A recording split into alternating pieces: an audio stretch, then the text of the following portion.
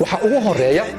oo aan rabaa inaad aaminto waa 5 shay oo laga rabo inaad aaminto mar kasta oo dhibaato kugu dhacdana 5taas shay inaad xasuusnaato 5taas shay haddaad mar kasta isticmaasho oo xasuusnaato waxa fikirkaaga iyo qaabkaaga iyo horumarkaaga dhan wanaag ay isku bedeli doonaa insha Allah taala waxa xun oo dhanna Ilaahay wuu ka fogaan doonaa waxa ugu horeeya number 1 dhibaato kasta ee kugu dhacda waxaad ogaataa dhibaato kasta ee kugu dhacday inay suurtagal tahay inay fursad ka wanaagsan ku hogaamin doonto يعني مرر fara badan qofka dhibaato soo wajahaysa culaysa qabsanaya culayskaas ku qabsanaya waxaad aamintaa oo Ilaahay aad ka rajaysaa inay wax fursad ka badan ay ku hogaamin doonaan ama better opportunity inay ku imaan doonaan waa xaqiiqo hadaa saas aaminto adduunka waxa la yiraahdaa qaacida waxa jirta dhahaysa markasto oo dhibaato dhacdo dhibaatadaas gudaheeda ayaa opportunity gu yaala laakiin yaa ka faa'iideysan kara waxa ka faa'iideysan kara qofka u fikira qaabka wanaagsan qofka dhanka xun u fikirana si kale u fikira qaacida kale waxa jirta dhahaysa qofku haduu yahay qof positive u fikira culays kasto ku dhaca fursad ayuu ka dhax arkaa haddii uu yahay qofka si xun u fikirana fursad kasto oo u timaada xumaan uu ka dhax arkaa fursad iyo socota hadii u timaada xataa wuxuu leeyahay waxa maxaa ka dambeeya maxaa looga gol leeyahay anima la igu gaadooya ya waxan fursadii u socota ayuu wuxuu ka dhigaa baas iyo balaayo iyo hoog ayuu ka dhigayaa idan fikirka wanaagsan ogaaw aamin inaad mar kasto oo dhibaato kugu dhacdo dhibaatadaas in Ilaahay subhanahu wa ta'ala mid ka fiican oo kugu bedeli karo hadii midlan aad jaamacad ka baxdo oo jaamacad dhamayso oo 16 sano dadaal aad ku jirtay oo waxbarasho aad ku jirtay oo shaqo aad weysay oo intaas oo meelood aad inta ma aragtaa abalay garaysan laga diido oo shaqo kasto interview kasto gasho aan natiijo ka weyso ha quusanin waxa laga yaabaa in Ilaahay subhanahu wa ta'ala fursad ka fiican midaas in Ilaahay ku sii rabo oo better opportunity ay heli rabto waxa jira nin la yiraahdo Jack Mark ama iskala shirkada weyn ee Janiska ee la yiraahdo Alibaba oo taqaanaan oo caanka ah oo waa web weyn electronic ee wax lagu kala gato waay ninkaas markuu sheekooyinkiisa uu ka sheekeeyo wuxuu leeyahay shaqo aanan raadin ma jirto kulli shaqo waa soo xirmay markaas ayuu intii fikir u dhaawarnayahay maxaad shaqo ka rabtaa adigu wax ma bilaabatido waxa laga yaabaa shaqooyinka lagu soo diiday in Ilaahay kuugu sabab rabo inaad idea iyo fikir yar iyo ganacsi yar inta gasho Ilaahay kuu bulaaliyo oo wax weyn oo ballaaran runtii ay hesho ayaa laga yaabaa idan ogaaw culays kasto kugu dhaca wax kasto ku hela in Ilaahay subhanahu wa ta'ala wax ka fiican ku sii rabo fa inna ma'al usri yusra yani culayskaas yani kugu dhacay wanaag daba ayaa ka dambeeya waa qaanuunka koobaad ee aad isticmaalayso mar allaar marka dhibaato kugu dhacdo ina si fiican u fikirto qaanuunka labaad oo runtii aad ka muhiimka u ah waxa waaye wixii ka tagay wax ka baro wixii hadda xaaladda aad taagan tahay focus ee diiradda saar mustaqbalkana qorshayso dad fara badan waxa dhaca nolosha in hadii ay mustaqbalka ay xasuustaan murugo ku soo dhacaysa wax ka tagay fursad dhaaftay jaanis ay qabsan lahaayeen oo aysan qabsanin dhibaato mar hore ku dhacday qof siray wax uu soo xasuusanaya markuu xasuustana murugo iyo hammi iyo walwal ayuu la waxayna asoo dhafoorada qabsanaya no saasa sameeyeen wixii tagay waa tageen kulli waxa laga faa'iideysan karaa in khibrad ka faa'iideysto wixii ka tagay waa ka tageen marka ha isku mashquulinin kaliya adiga waxaad leedahay wax maanta jooga maalintaas ha ku mashquulinin hana ku walwalin hana isku seegsiin wixii ku dhaafa ee maanta focus garay mustaqbalkana qorshayso qofkii maanta ka faa'iideysta yani daqiiqad kasta oo Ilaahay ku siiyo waa fursad daqiiqad kasta oo aad nooshahay waa fursad maalin kasta oo aad nooshahay waa fursad marka maalintaas ha dayicin inaad walwal ka walwasho wax ka tagay oo aan kugu soo laabanin faata ma faata wixii taga waa tagan dib uga soo laabanayaan marka isku wareerin dibna ha u haynin marka mustaqbal wixii ka taga ka faa'iido yani khibrad ka faa'iideyso maantana awoodda saar mustaqbalkan qorshay waa qaanuunka labaad ee positive thinking fikirka wanaagsan kugu caawinaya hadaad aaminto oo si fiican aad u aaminto qaanuunka saddexaad waxa waaye waxaad aamintaa dhibaato kasto waxay leedahay xal ruuxi ayay leedahay يعني dhibaato kasto noloshaada ku dhacda Ilaahay subhanahu wa ta'ala ayaa ka faki kara Ilaahay quraanka markuu ku leeyahay ud'uuni astajib lakum wardadii how aniga ituuga waan ida ajiibaya war Ilaahay subhanahu wa ta'ala oo uga naxariis badan koonkan hooyada unugeeda Ilaahay qofka bani aadam uga naxariis badan yahay maxaad marka u walwalaysaa fikirka u samaynaysaa u aaminaysaa inay musiibo kugu dhici doonto u aaminaysaa inay mugdi kugu soo socdo u aaminaysaa inaa mustaqbalka shaqadii ka istaagi doonto dhibaato kugu dhici doono xanuuno kugu soo socdaan adiga dhan aad fikirkaaga iyo buuq iyo murugo isku gelinaysaa ilaahay aamin subxaanahu wa tacaala ogaaw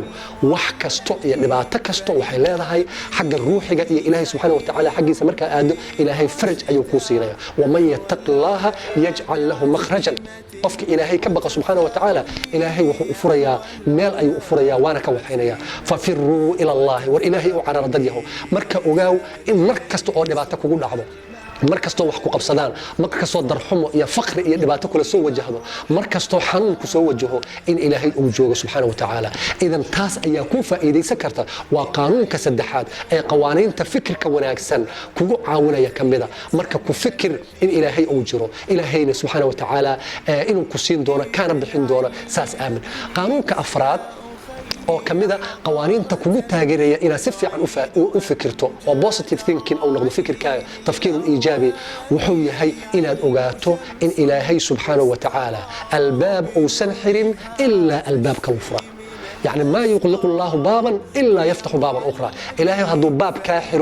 باب كانوا كفرة آمن تاس إن آمن تا وبعنتها بس وحبا كاحر مي أرجع لهذا أرجع لهذا ويسي وحكى إلهي كسير سبحانه وتعالى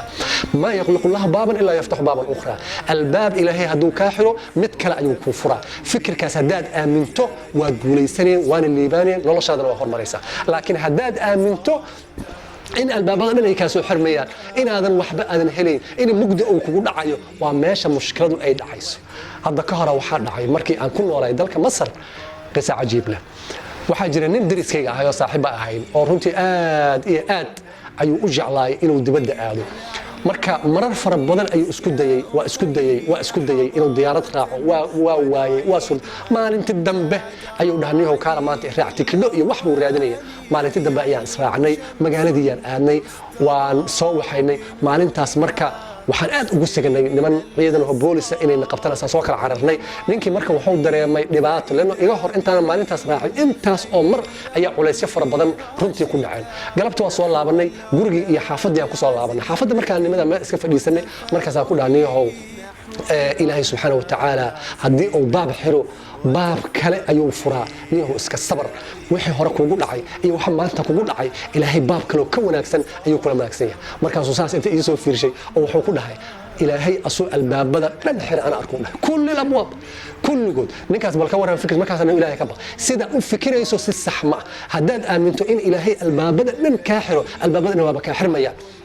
لكن الباب ما كحرنا ما يركسوا تجوا غم لأنه ما آمن سنة إنه باب كلا أو وناكسن هنتي أو فرماي إذا آمن إلى هي باب محره إلا وحفريا باب كلا أو كخير بلد وح إلى يدوك الشلا ربما إني خير فيه وعسى أن تكرهوا شيئا وهو خير لكم وعسى أن تحبوا شيئا وهو شر لكم مركز ساس آمن إلى هي سبحانه وتعالى وجاري سواء قانون كأفراد أو قوانين تنلشة كوسا إذا إلى سفي عن فكرت قانون كشرات أو قدام بيوحويه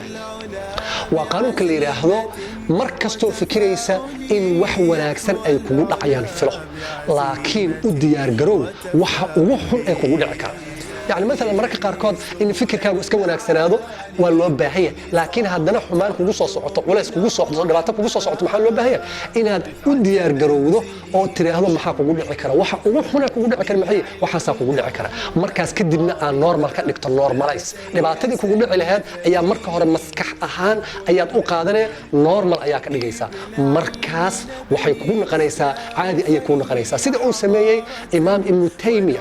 تيمية رحمة الله عليه وحو أهاينين كمية علماء هو وينين إسلام كسوان مري ولا نبي إمام التيمية ولا حري جري نبات اللوجي سجري ولا عريري جري وحفر بدن أي لوجي سمي جري ما كمية أي دتكي سحر عدو جيسي دتكي أو ما ركتا ما شو جو أي حبس أتحابين مركي إن الحرة أو أركي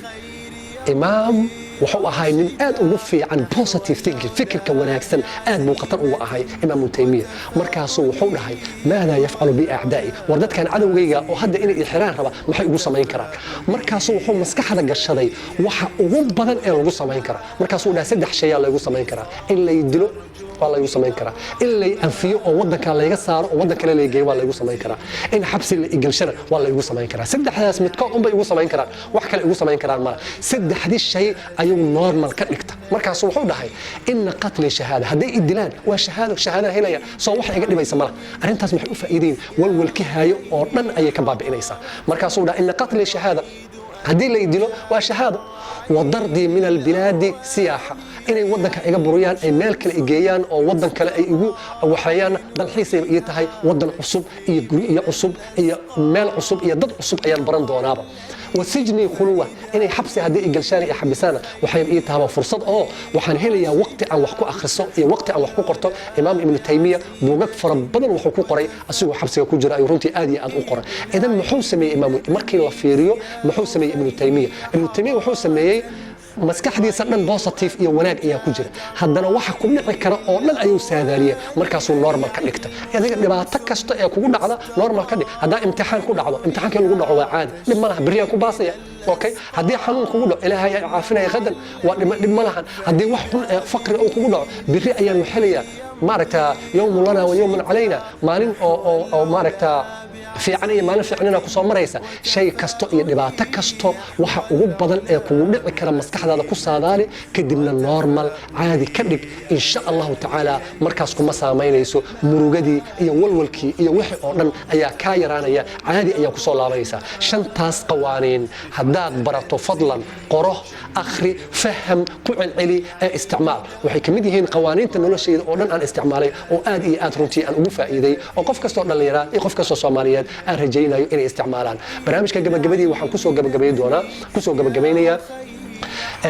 hal ku dhigyo caana iyo talooyin caan ah oo runtii ku saabsan kuguna saacidaya positive-ka inaad si fiican u fikirto marka waxaan ku leeyahay walaal xakamay waxa aad ku fikirayso inta aysan isku bedelin dareemo xakamay dareemahaaga inta aysan isku bedelin caadooyin xakamay caadooyinkaaga inta aysan isku bedelin habdhaqanka ayaa mustaqbalkaaga go'aansan doona inuu naqanayo mid wanaagsan iyo inuu naqanayo mid xun waa ustaad Mas'uud Weheliye oo idin rajaynaya nolol raaxa leh raad fiican iyo raalli ahaanshaha eebe aad iyo aad ayaan idin salaamaya meel kastoo aad joogtaan assalaamu calaykum waraxmatullaahi wabarakaatuh